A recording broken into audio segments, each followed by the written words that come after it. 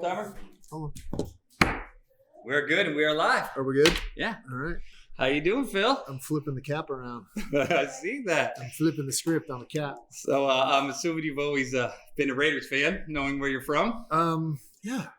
My pop was he went to all the games back when they first started, and Frank Field and all the early joints.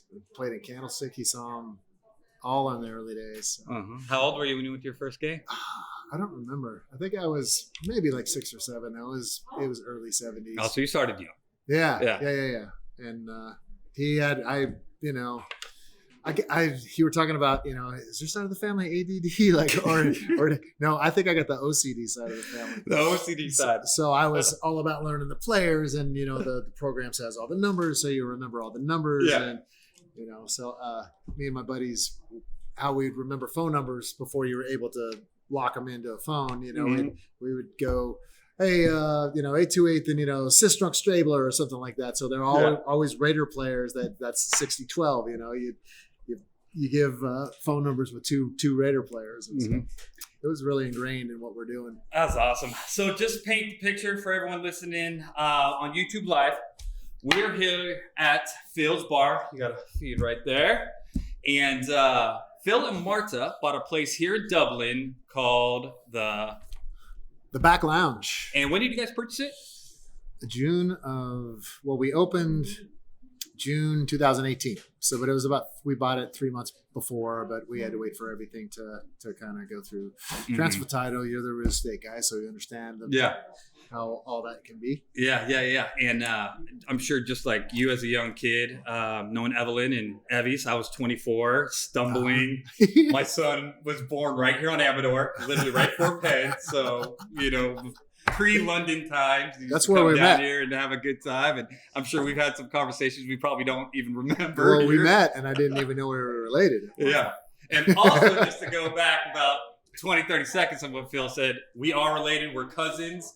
And the funny thing about this, I did not even realize that. You told me that. My father didn't even tell me that. I had no freaking clue. So we're here having this conversation, which is crazy because you didn't own this place at that time. Right. And now you hear, in COVID times, you own this awesome bar. By the way, it looks great, looks fantastic. Thanks, man. But we're having a conversation right there, and you're talking about how we're cousins. And I'm like, just trying to play it off like, what the fuck? And I'm thinking in the back of my head, like, I grew up with this guy. This guy is an amazing guitar player. He started part of starting that whole thrash scene with, when I was a kid coming out and when it was about Rat and it was about Poison, the Motley Crues in the late 80s to early 90s and Tesla, which I loved all that stuff as a kid. But, the Forbiddens and the Legacy and the Testament. I remember meeting Chuck Billy, 7 years old, and he recorded at my dad's studio. He had a studio in Hayward on Alice Street. Yeah, I remember that. And Testament did the record there. Michael Rosen was producing it. Oh, really? Yes. Awesome. And that's how I met Chuck and Testament. I remember being 70 years old, hearing this new metal sound. I'm like, I love that. Like, Pops, what is this that? That's mammoth of a man that Chuck he was Billy like is. the biggest, nicest human being ever. Like, just lit up a freaking room with his smile, So... Well, that was his nickname back in the day. Was Cheese. They called him Cheese. The Big Cheese. He's just always smiling. Yeah. So, to me as a young kid, and then growing up, and to finding out, this whole connection with our families, and obviously, as you said, you're the Portuguese side, the Italian ADD side, but we found out the Portuguese side is OCD. Cool. Yes. But so, when did it start for you? When did you pick up a guitar? When did you say, hey, I want to do this? Or was it an entertainer you saw? Or Mom was always really musical. She was in a folk band when I was really young, and they would come over and practice at our house. She's singing this, and she sang in the choir. So there was always a piano in the house. Her and my aunt Betty sang. They were the Garcia sisters. They were on the radio when they were teenagers. Back in the 50s, and so she's always musical, always had the piano and an organ or something. And so I got that from her. My dad, not a musical, nothing, in church. I did, dude, stop singing. Just tone deaf and, could not hold a tune. So So growing up with you know the Engelbert Humperdinks and the Henry Mancini 8-tracks in the cars, you know, you're listening to stuff that you kind of like. I got into disco early because it was cool, and I liked, you know, I snuck a tape recorder into Saturday Night Fever when it came out just to record the music, you know, burn baby burn disco, you know, just because I wanted to hear the music. Mm-hmm. And did you ever play along to this tape right here? What do we got here? I don't have my glasses on. Do me dirty like this. Don't dirty put baby dancing. in the corner. Dirty, Don't put baby dirty in the corner. Soundtrack. No, you know. That reminds me of going to A's games, you know. I've heard the time of my life. Yes. They always play that there. Yes. But, you know, my first record was an Elton John's Greatest Hits. And that introduced me to what would be, he still is my favorite. Him and Bernie Taupin are my favorite songwriters. You know, the way they just tell the story and they just color this, you know, they have this palette and they just color everything for you. And it's just beautiful the way that they tell the story in that sense. But so loved Elton John. Then my cousin Ron and Steve, I don't know if have you met those, the cousins, my Aunt Betty's. So they live next door to me, and Ron was 4 years older, I think. And he had all the, he had the Foghat, and he had the Aerosmith, and he had the AC/DC, and he was the my introduction to all of this, you know. Yeah. But he had Kiss Alive. And so I open up Kiss Alive and I see Gene, and there's, you know, all this theatrics going on, and you know, it's like, what is this, you know? And so, how old were you at this time? I want to say I was maybe 8. Okay. Maybe 8 or 9, like mid to late 8 or 70s, you know. So it's like maybe 77 or so. And it was right before Kiss Alive came out. So all you YouTubers will nerd out and just go, that was August 77, you know? Yeah. So that makes me want to perform. Mm-hmm. And so I start putting on these concerts in the backyard for the neighbors and for, you know, I made up tickets and, you know, blah, blah, blah. And so awesome. I wanted a drum set, you know, because I needed to I cut out the Kiss logo and put foil around it, you know, and had the kit set up and, you know, and so I throw these Kiss concerts on in the backyard. And you're selling tickets to the neighbors. We did, and then it's good to see you rock out at like 9 years old. And we had this above ground pool, you know, and it was always on the one side of the pool. That was the stage, you know, because it was elevated. And we played, you know, put the record on, you know, because the record would be skipping or whatever. And so at the end, we'd always jump in the pool as the grand finale, you know. Oh, nice. So I'd always have to be Paul because I knew the words. Mm-hmm. And then I heard Angus Young play for the first time. And Angus was the one that just really made a guitar speak. And I embodied that emotion in the guitar. Every emotion he was feeling, you know, and you knew when he was pissed or happy or, you know, horny or whatever, you know. And so I really loved that aspect. So he was the guy that made me really want to pick up a guitar. So I had a paper route delivering the Oakland Tribune around here. Oh, wow. And my parents said, okay, we'll match you dollar for dollar. You know, whatever you save, we'll, you know, and there was a Gymco where Target is right here. So that was a Gymco. It was like a membership only department store. And they had a cool record section and they had guitars on the walls, you know, and I was like, oh, this one's $42. You know, it didn't have no name. It wasn't even a knockoff. It was just, you know, a slab of wood with some metal tied to it. And so I saved up my $21 and awesome. Parents matched me. And that's when I, you know, started learning some tunes and took some lessons. And that is cool. So here we go. Transitioning 7/8, seeing Kiss. You realize, you know, Paul, Gene, you want to be Ace.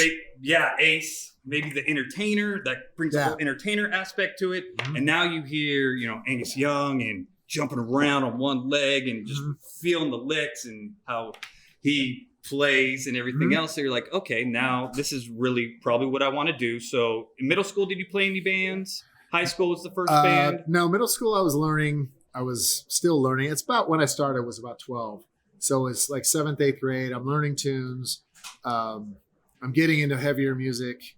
I go to my cousin Ron's house, you know, and it's, let me hear that Aerosmith or what, you know, and then I hear Judas Priest, and you know, you hear Unleashed in the East. Oh yeah. And then you go, holy crap, what is this? And then, you know, then you hear, you know, I want to say Then I get into high school. Def Leppard's first record comes out, so it's all about wasted, and the guitars are getting more distortion. The technology's catching up a little bit. I'm liking more of the aggressive stuff. I meet Donnie Spear and Dan Cunningham that I go to high school with, and Dave Foster. We're all into the same music, Iron Maiden comes out, and you're like, what the fuck look at this album cover, and get heavier, some double bass stuff. You hear Motorhead for the first time. And we start a band, we start a band jamming at Donnie's house. And now how old are we? 14, 15? I was 15 years old, yeah. And so there was a Motorhead record called On Parole. So we're all, that's a great name. Our first band is On Parole. And, nice. And we're playing, remember that band Vandenberg? Adrian Vandenberg had a band before he was in Whitesnake, and so we're playing Vandenberg covers, we're playing YT covers, YT's. And now On Parole, just because this is part of the Dublin family, like as I was talking about, the Legacy and the Forbiddens, and which we'll get into your band VIO-LENCE soon enough. But wasn't Steve Zetro? Wasn't he the singer on Parole? Yep. So it's me, Donnie, and Danny, and John Souza, who's Steve's older brother. Steve Souza from, Zetro from Exodus. And, so John is he's 5 years older than us, and he's in Dublin, there was this legendary band called Rampage, and there's Chuck Billy and Greg Bustamante and Andy Billy. And so they were legendary. I was too young to see them, but there's this whole Dublin Death Patrol mystique that I knew nothing about. I was too young. I was too skinny. I was too, didn't know anything about it. That. So John comes from knowing all those guys and being, friends with them and introducing us to that culture and to that, and he wants to play bass, because all these, music's starting to break. And Willie Lang, who was from Dublin, played in Rampage, and Willie's joined another band now. And so all this, we're starting to learn about this scene that's happening in Berkeley and San Francisco and stuff that's happening. And so we incorporate John's sorry, the Zeppelin just took a dump here. Throw it all over. Don't worry about it. Sorry, Jimmy. Yeah. That's for the time you snubbed me at Wembley and wouldn't take a picture from me. There you go. So Jimmy Page just fell down on a book about Led Zeppelin, and there we go. Boom, boom. All right. He wouldn't take a picture with us. We just played Wembley with Metallica, and he's coming up. I had a photographer right there, and Jimmy's up and he's ready, and Ross Halfin, this photographer, no pictures or whatever. Total rock star and thing. I'm a little buzzed, and so he's going up, and I'm all, your solos suck anyway. Nice. Joe Perry kicked your ass. Yeah, right. That's awesome. So we Karma. John says, hey, I have a brother, who's, we need a singer. And so he's got this brother, I want to bring him in and sing for us. And so Zet comes in and character, Steve. He's such a character, man. This high energy, really cool. He's really into metal. We love the same music and stuff. We're playing some stuff that he's not really into. We're wearing spandex, because it's the early 80s. Oh, yeah. And he's more into, he knows more about the thrash stuff, the heavier stuff. I do a little bit, but he's like not into Y&T, not into more of the, the hair stuff that I'm still into at that point. And Def Leppard a little bit, Yeah. I think he liked the first couple Def Leppard records, but Steve's a little more heavier. John's all about the hair bands too. So we were doing covers at this point. We're supposed to do a party, and he flicks on us. That's I'm not doing it. And he goes, but he doesn't sing for us, So, So me and Donnie, who have been singing for us, pick up the vocals. And Donnie's a good singer. I'm a horrible singer, but it was just we're playing. I just want to play. I want to perform. So we played this party in Fremont, and Zet's laughing at us, and because we're in full gear, we're in our spandex. But he showed up. Yeah, he actually showed up to watch you guys, but he's not singing. He's gonna sing. Oh, that's awesome. So him and John kind of take over the band. They change. I hadn't changed the name yet, but we're going more metal. I'm writing heavier songs. I'm writing music at 15. I'm writing lyrics. I'm writing music. We're getting more originals together. We get an offer to open for Excalibur, which is Paul Holgate, which is the local kind of club, level hero guy. And so we're playing the Stage in Danville, which used to hold, local shows, maybe 100 capacity or something like that. But you can go see live music there, and it's all ages and really cool. And So we're playing the stage, you know, Yeah. and I'm 16 years old playing this, you know, club show, and it's exciting. And Zet has this Jeff Tate, you know, falsetto, super high, you know, I can't even, I used to impersonate. He used to get up there. But so he has still this, can. you know, he's full leather chaps and Halford hat and, you know, this full deal. And, you know, it was great. It was good being on stage and doing something like that. And he changes the name to Metal Warrior. Now you're not on parole anymore. We're called Metal Warrior. And we play the Keystone Berkeley and stuff like that. And he gets an offer to go play with a band from Alameda called Legacy.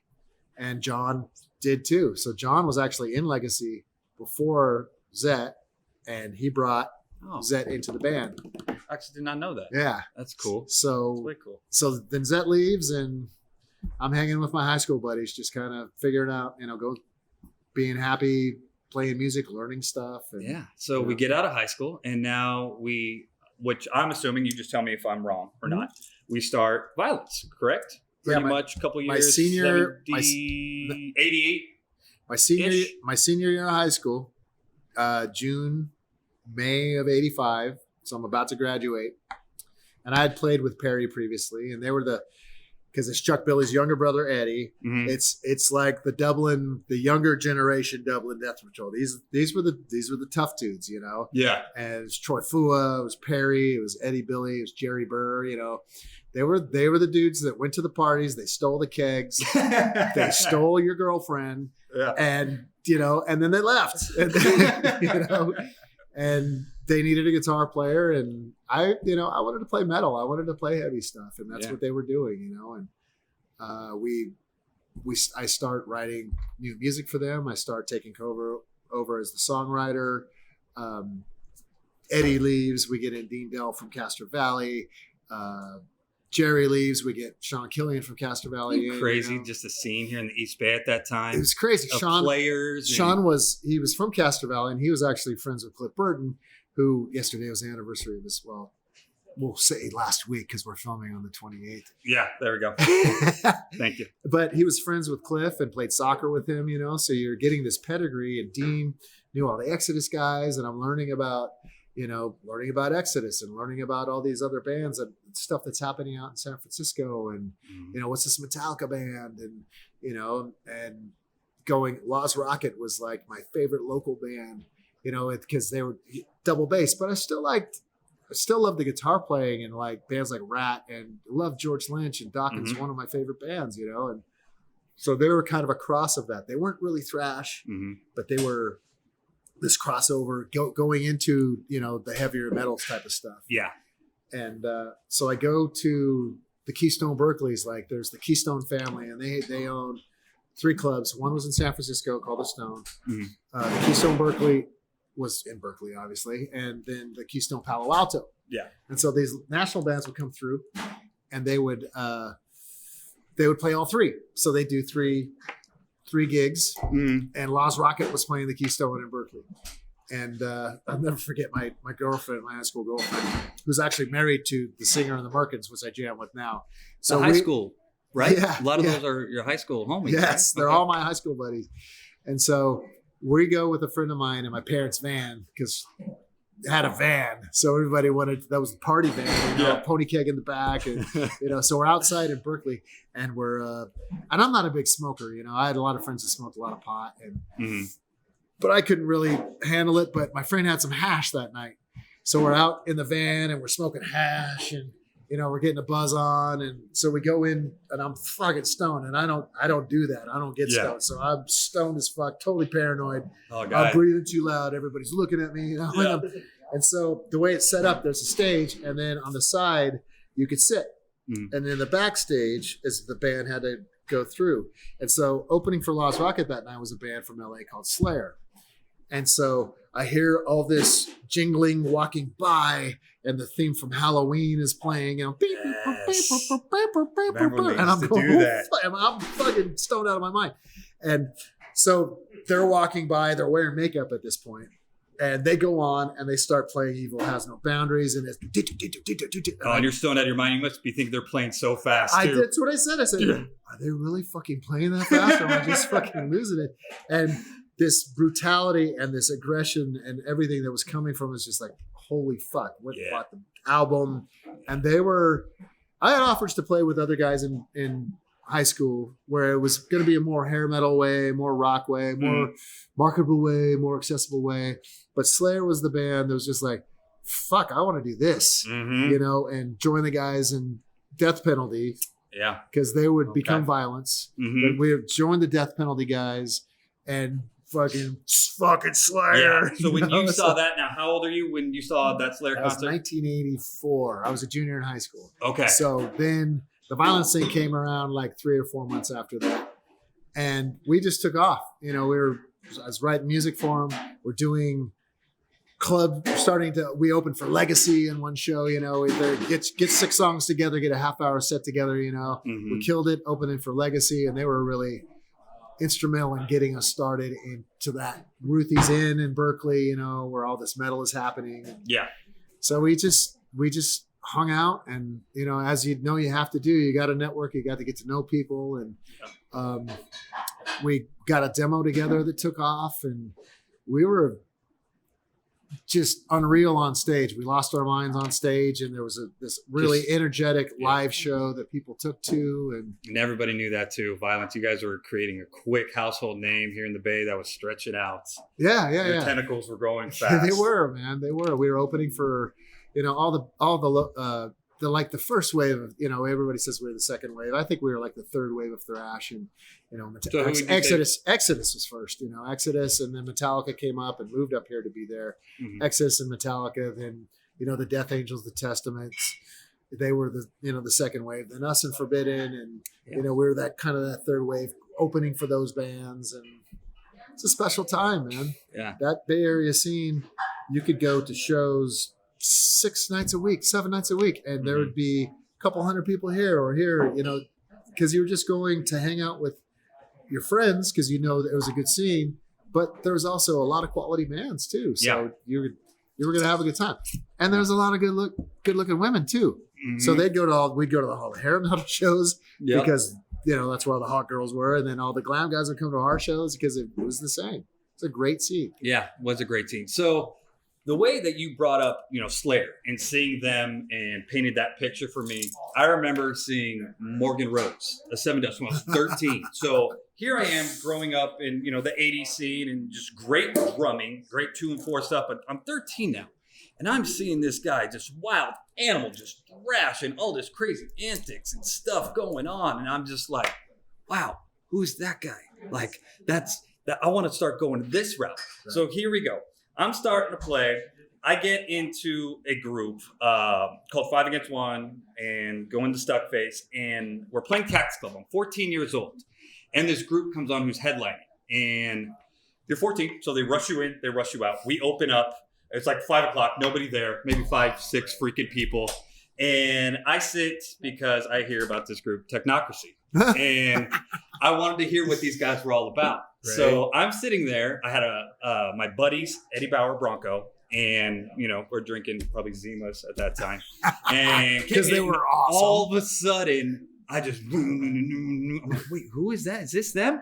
And that's when I first heard you. Oh, yeah. And it was Technocracy. Was when I really started this Phil Demmel guy and started really getting involved. And then the weird thing is, I go and get a studio at Soundwave, and this was the rehearsal. This wasn't the hourly spot they had. This was the big, what was it, like 3 tiers of that place? Yeah, Everybody was in there, man. Yeah, and awesome. And we're right next to MachineHead. And at that point, I know about Dave McClain because Morgan Rose kind of put that, and Dave is very animated. And I get all about MachineHead, and I'm just Tommy Dill is a guitar player. It's freshman year. He's like, Troy, listen to this guy. And listen to this. And Tommy, just being a freshman, was just so nice and tight with his playing. And when you're in high school, you play with those guitar players that are sloppy and stuff like that. So I was just in love with MachineHead. And here we go, because we transition again in I don't even know how many years later, probably 6, 7 years after that. And you move in right next to my old group. And now you're playing with MachineHead. So what year is that? 2002. I was in Technocracy. We started in 1999. Fun band, super fun. It started off as me just supplying loops to a buddy of my cousin's, Steve. Said, hey, this guy is taking Violence songs and doing like remixes and singing on top of them over old Violence riffs and stuff like that, Testament riffs too. And so it was super cool. So I was retired at this point.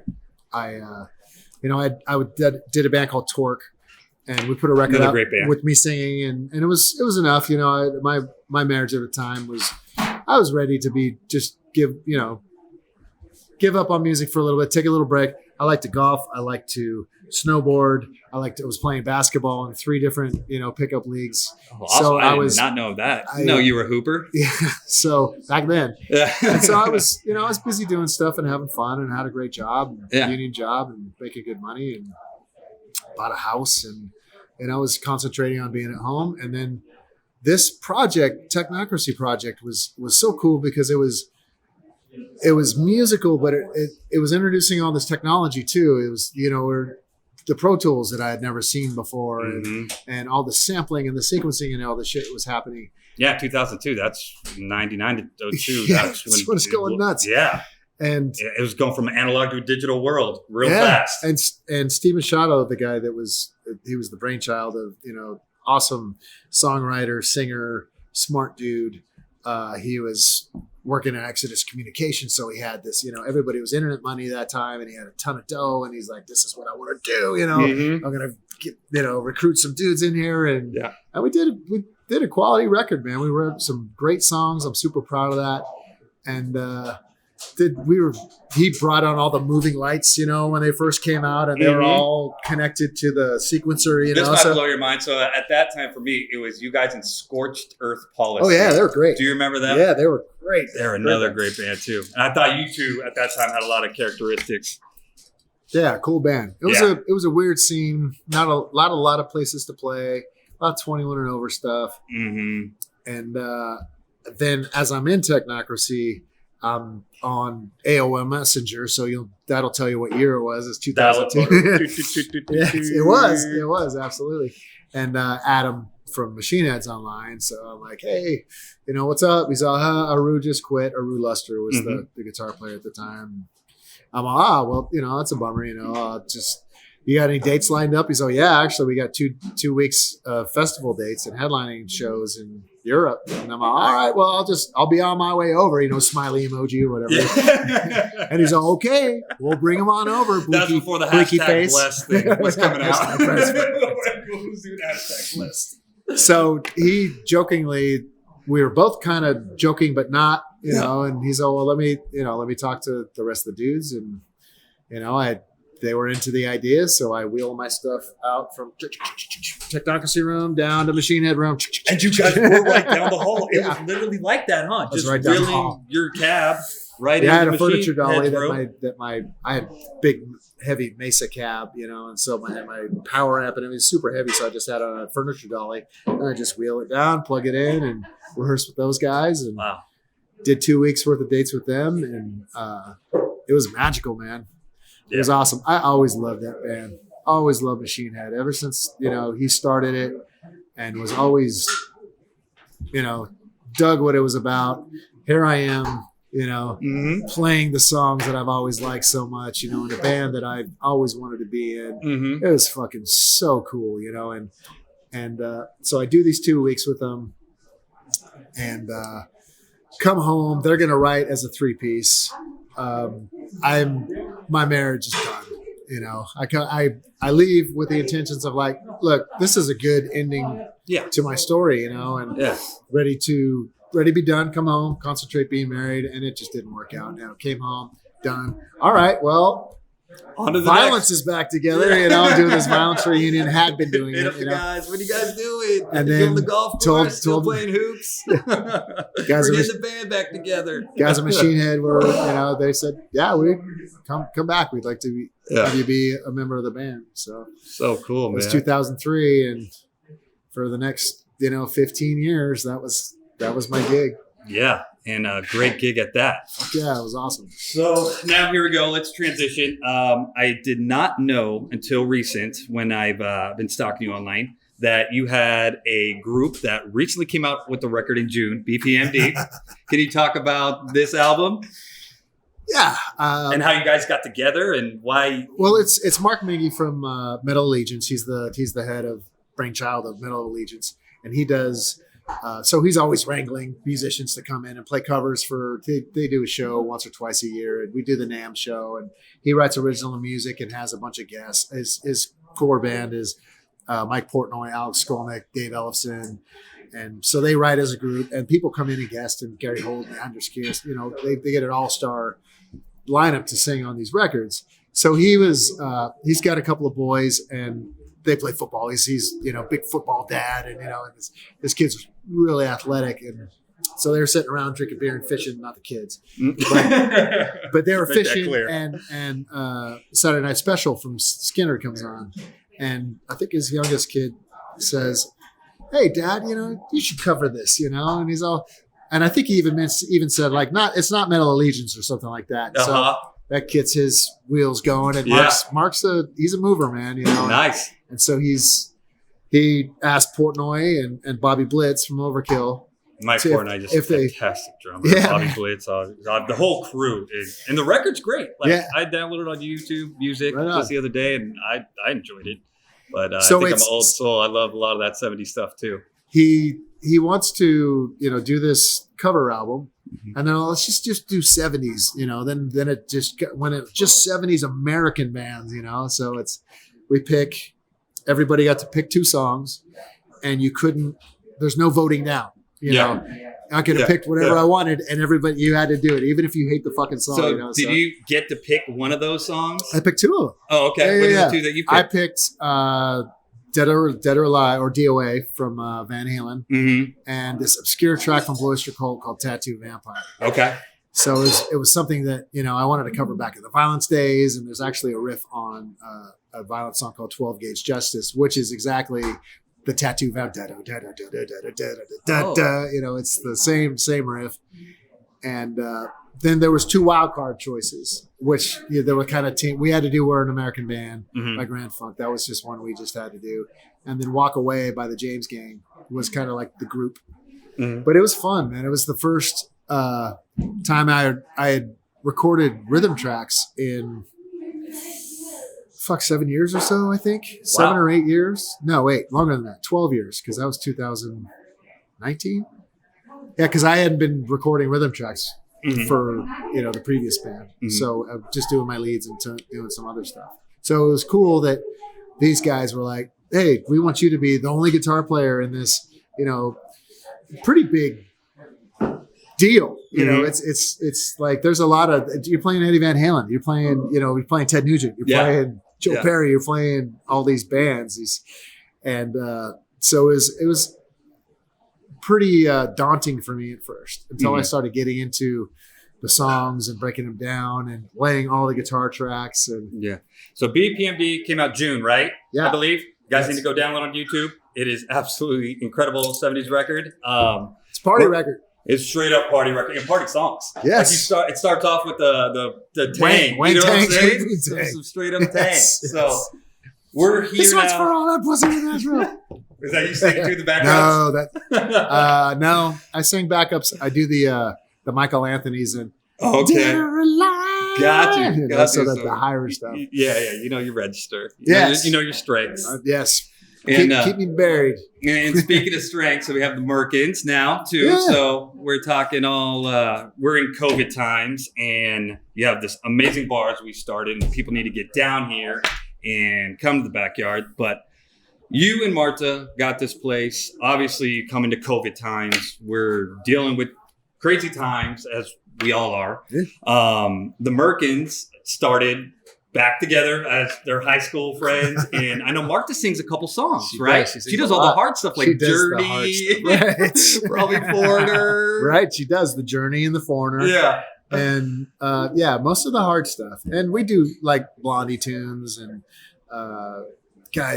we do Journey, Bon Jovi, Aldo Nova. We play all the songs that you as soon as it comes on a bar, everybody's fucking someday love will find. Fucking Get the fist pumping going, baby. But we'll do Danzig and we'll do Metallica and we'll do just fun stuff. I know I missed it. You guys played not too long ago here. Did a little cover set, didn't you? Yep. And I missed that. We played What You Give. Oh, did you? Yeah. Oh, yeah. The pops. Yeah, for sure. Very cool. So the Merkins is we got our. Yeah, right? Good. Yeah. So we got our high school buddies back together for a reunion, and that's the idea. It was everybody from high school, and we were rotating singers. Guys that don't normally sing. We're coming up and just doing. We're pulling guys out who have never sang on stage before, but are like my buddy Michael Griffiths is like never really. He said, "Dude, I could do Ozzy, man." So yeah. All right, you're gonna do Over the Mountain. Oh wow! Give him a challenge right off the bat, huh? And McLean comes and sits in. We've had that's so cool. All the MH guys coming in. Think you guys gonna start doing more of that stuff here with the shows? I think we're gonna do. This is probably the first time I'm gonna announce it, but the night before Halloween on the 30th, the Friday night, we're gonna do another. We're gonna do another acoustic thing because what you were mentioning, we did we a merkin is a pubic wig, so it's so we called it unplugged. We called it shaved down, so our acoustic set is called Shaved Down, and we did Creedence and we did Incubus. And real quick, you said this is going to be the night before Halloween. October 30th. All right, it's going down here at the backyard, people. That's awesome. The back lounge. Back lounge. Sorry. The back lounge is a lot different than back here. You've been on a tour bus. I'm just used to that place like the backyard. You've been on a tour bus before. So you know what happens in the back lounge. Yeah. Stays in the back lounge. That is true. That is very true. So cool. So awesome. And one thing I was thinking, because I watch a lot of your clinic stuff that you're doing with Jackson and because of COVID and we're in weird times like this, do you think you'll do another clinic tour or anything like that? Not until we can. People aren't allowed to be together and in the proper way. And I don't want to, even with the violence thing, because we're writing a record, we're signed a deal with Metal Blade. And it's no real rush until we're able to do a proper metal show. Yeah. And I don't want to do the clinic. I want to say, was it a year ago? Maybe. Yeah, I think it was about a year ago that I did a guitar clinic. And you don't want to spread yourself too thin, and a lot of that was based in Europe, correct? Yeah, it was all in Europe. All of it was in Europe? Yeah. I've done a couple, I've done them at NAMM. I've done a couple things. And I did one in Reno at Greg Golden's place. Oh, okay. He's got the gun shop and all the guitars. Yeah. Greg Golden's house. I forget what it's called, but Greg Golden's Bizarre Guitars, I want to say. Yeah. Our guitar player of Made of Stars actually works for him up there. Awesome. And his nickname is Reno. His name's Andrew Kimberly. Shout out. Amazing guitar player. Awesome. Yeah, very cool. Greg's amazing in its own right. Yeah, it's cool. Yeah. So you got a lot of collaboration stuff going on YouTube, I've noticed too. You mind talking about maybe some stuff you're going to collab with or some stuff you've done in the past 4 or 5 months? Yeah, I've I had a lot of plans when all this, is turning St. Patty's Day. We're going to come down here and rage because that's what we do. Yeah. In Dublin, California, you rage on St. Patty's Day. We do. And then Shelter in Place happened that weekend. And I'm still here with you, Phil. Don't worry. Yeah, all right. So maybe you realize I need to. Oh yeah, there you go. Get my drink. Salute, buddy. Yeah. Bro. Thank you for doing this too. You bet.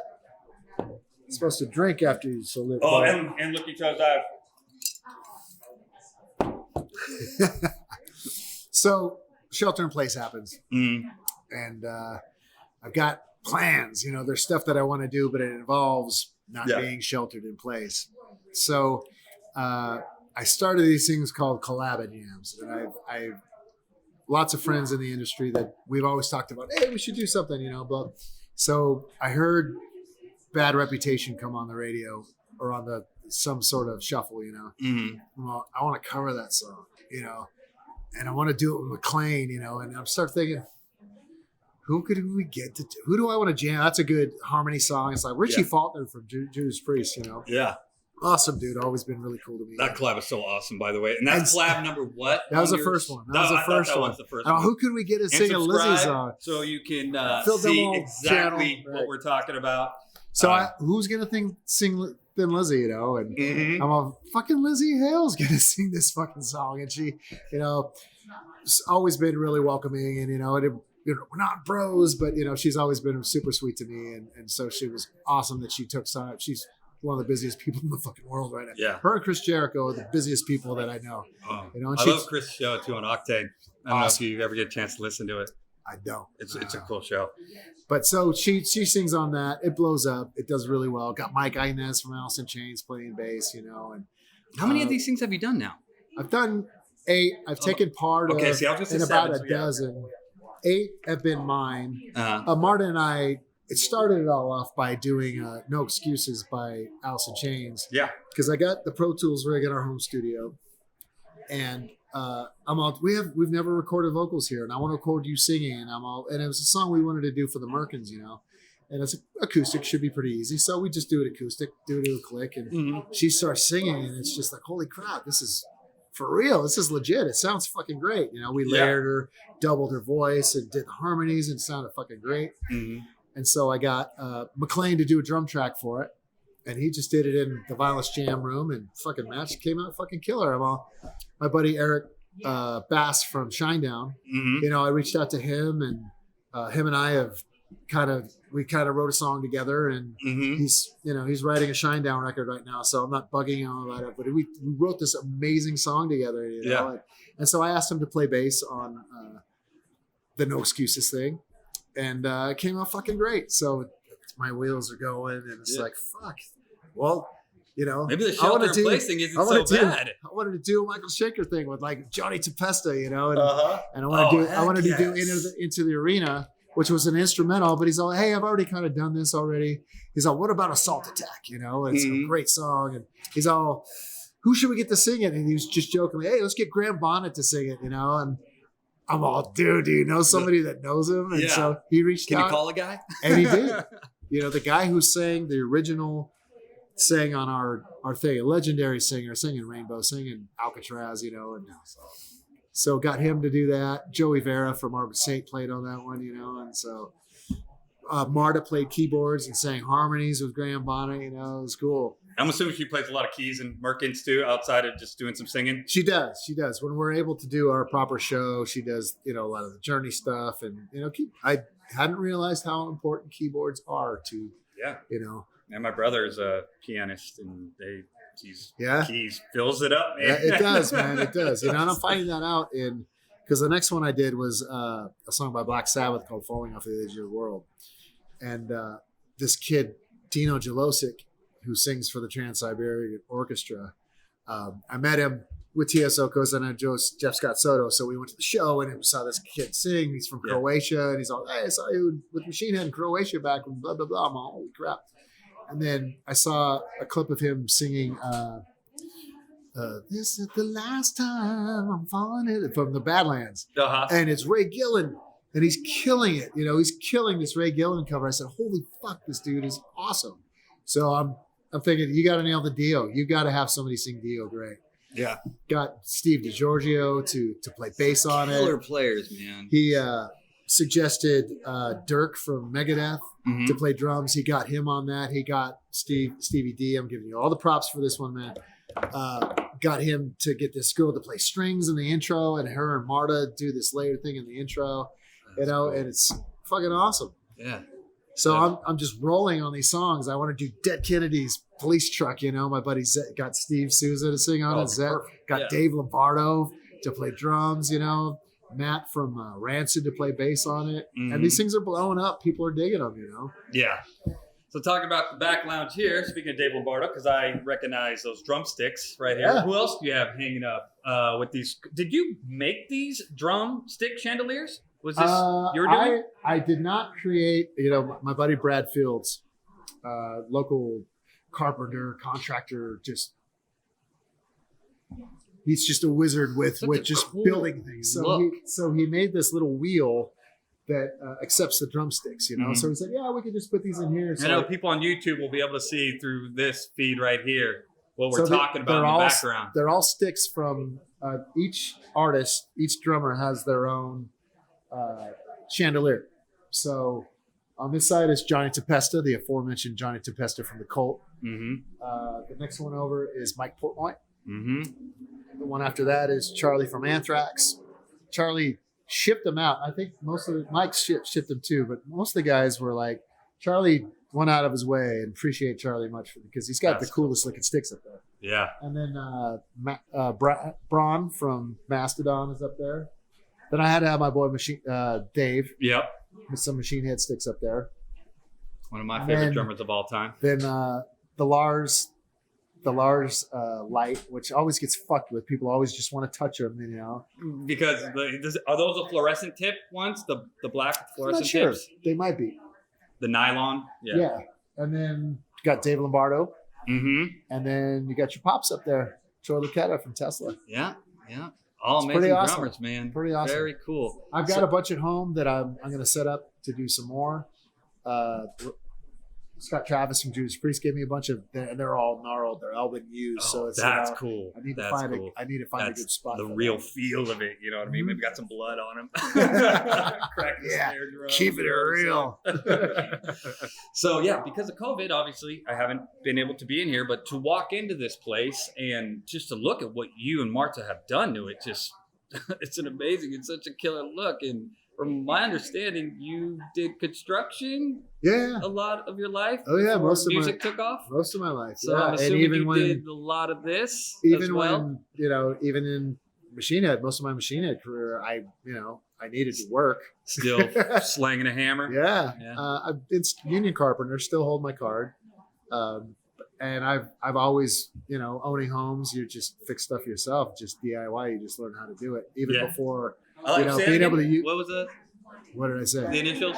DIY, do it yourself. Oh, DIY, gotcha. Yeah, do it yourself. Yeah. So coming into this place, we've pretty much done everything to it. We've painted everything, new floors, redid the bathrooms. I've got, I don't know if you can see, the door handles are made out of Gibson. If you're cool with it, after this, we'll do a 360 spin of everything. Absolutely. Show what we're talking about. So the Jackson donated some guitar necks. And you've been with Jackson for how long? I've been playing Jackson Forever. since 1985. Yeah. And been endorsed by them. Where did the polka dot come from? That's Randy Rhoads. That's what I figured. Yeah. That's what I figured. Randy Rhoads. Yep. I've got a Rhoads tribute, and then I've got a Michael Schenker tribute too. Oh, cool. Is that the white one? It's a white and black one, yeah. Yeah. And I was lucky enough to get the jam with Michael. My buddy, Michael Beard, set it up, and Chris Green, who was tour manager Michael at the time, set it up with, hey, I wanted to get it signed by him. Is it cool if I come to sound check and have him sign my guitar? Yeah, bring it out. Yeah. And Chris, who eventually started tour managing MachineHead, he said, hey, why don't you just play Doctor with him on stage? You don't just like, what do you mean? Why don't you just? The wolves, bro. Thanks. But he set it up and he made it happen. I will never be able to top that. I'm playing the guitar, and I have a Sharpie in my pocket. So we play Doctor, yeah, blah blah blah. So I take off the guitar. And he's like, man, doing pull-offs over here. He takes the Sharpie and he's signing my guitar with the other thing. It's on my YouTube. It's on my YouTube channel, that whole video. And so I have that guitar, and Rudy played it too. Mm-hmm. So I had Rudy sign it too, and I keep that in the room. I don't play that guitar anymore. Yeah, so. That one's on the wall. Framed. Yeah. Ben with Jackson had a signature V with them. The Demolition V did really well. It was one of their best sellers for a little bit. Mm-hmm. And I remember seeing you with the strap with the Demolition. Right. Yeah, that was a gift from me. My buddy Eric from Paris gave me that leather strap. And the thing with that strap is, I'm not the type of guy to get myself a nickname and have you call me, hey, blah, blah. That's not my style. Mm-hmm. And so using that strap is kind of hard for me, but it was a gift from somebody, and it's leather. So I've got a new shape called the Fury, which on the picture that you used for me for the ad. Mm-hmm. So that's the Demolition Fury. And so it's a little neck heavy, so it slides down. So the leather grabs and it doesn't go down. So that leather strap is like my Fury strap. Gotcha. So. All right. So in closing, coming up on the hour. Is it really? We're here in crazy COVID times still. We're getting out of it, I feel. I know the mall, I just heard somebody talking in the back lounge. In the backyard of the back lounge? Yeah. Saying that the mall opened today, and my beautiful fiance Tiffany works at a place down by the movie theater, and they're all starting to open. When do you think the inside of this place will open up? Alameda County, where we're at, just went red. And so I think they're taking 2 weeks to assess what can open. I think that maybe next week that we might be able to be inside limited capacity. Mm-hmm. We have Bay Catering down here who has stepped in and has allowed us to great open. Food too. Right? Yeah, so good. Yeah. I always get the mini burgers here. And they're all you always get the mini burgers, man. Get something. It's because they're fucking good. They're good, and I like what I like. So Gina and Ethan from Bay Catering have been down here cooking and allowing us to be open. And they're working with some other bars in the area. I think Gallagher's is going to be able to open. Y'all come back now. They're working with them too. Mm-hmm. And so they're really helping a business that can't be open without, we don't have a kitchen. So, the places without that, you need to serve food for some fucking dumbass reason. Yeah. You have to, COVID's going to go, hey man, where's your burger to stop me from, it's so fucking dumb. Yeah. But, we're waiting it out. Mm-hmm. We're waiting it out, and it's going to be awesome when we can get back to where we're at. It's already awesome what you're doing, how you open the back area. And people that don't know, we will shoot a 360 scene inside and outside, so you come down here and check out what Phil and Marta have going. But ton of TVs. Come down here if you're in the Bay Area for football. As we got that going on, basketball's getting ready to end soon, but come down and support your local business and your Bay Area thrash metal guitar legend of a just freaking guitar player. Man. That's what you say, man. You're a humble guy and you're a sweetheart. You got a big fucking heart. You really do. I'm not saying that. And I just want to say thank you for doing this, man. Absolutely, man. Thanks for coming down and bringing everything in. So much love to you, man. Yeah, yep. Gonna hug it out. That's right. I'm a hugger, man. I'm a hugger. You bet. All right, guys, this is what we're talking about. We're showing you the inside of this place that rocking jukebox. The pool table's usually down there. Shuffleboard. I think it's the only shuffleboard in town. I think you are correct about that, sir. So we redid the countertops. My buddy Brad, who also did the lights, did this epoxy finish. Marta did the rails. This used to be all tile, and redid the floors. The wife and I are into blacks and whites and stainless. There's a lot of modern colors in here. Natalie, what were the colors? What do we have? This is Natalie shaking it up. We had a lot of oak. And just to so it was oak. There's a lot of woods. Just to show you these really cool chandeliers he was talking about on the podcast. So who's this, the first one, Phil? This is Johnny Tutusky. Mike Portnoy. Charlie from Anthrax. Master Braun. David Wayne, Lars, Gabriel Barrett, your pops. Very cool. And dartboard. And this is normally where the pool tables are. Pool tables are, the lights were donated by Yamaha, Greg Crane at Yamaha, and Dave McClain. So over here, we get buddies and some guys come in. This is who do we got? Tom Honey from Exodus. Got Wayne from Hatebreed. So this is Squindo. This artist works for Metallica. He does all the Metallica stuff. I think we got the Butcher Heidi and Henry from the Butcher Babies. We got Chad from Breaking Benjamin and BLS. So freaking cool, man. It's like a sports bar mixed with a little House of Blues flavor. We show this beautiful outside that we're talking about on the podcast. Oh yes, this is also something discussed. Those are so freaking cool.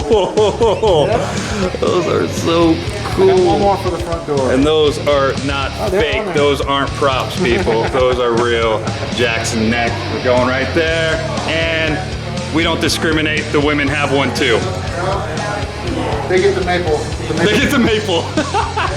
This is normally a parking lot we had to turn into our patio. This is where the bar is now. So the vampires are usually like, to be out in the sun.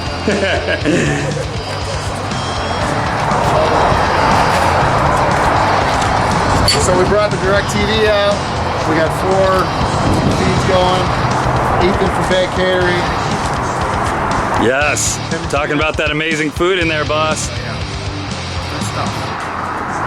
So there you go. 4 TVs. People hang out here. Merkin's play down there. All right, and we're out.